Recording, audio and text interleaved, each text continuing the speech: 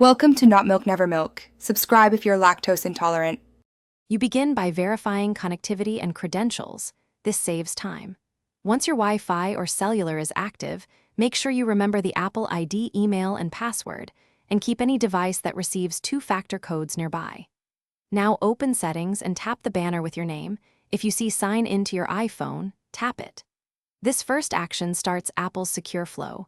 Do it now so you can enter credentials without interruptions or repeated network prompts. You'll next enter credentials carefully.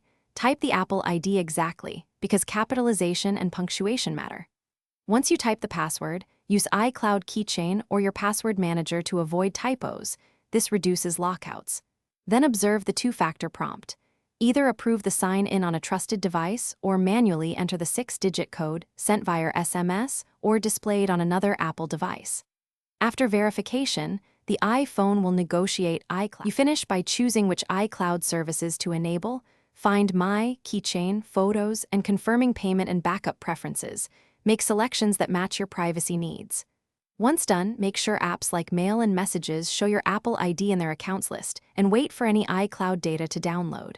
If sign-in fails, don't panic. Try resetting the password from iForget. Apple. Toggle Wi-Fi, restart the iPhone, and check Apple's system status. That single troubleshoot step resolves most issues quickly.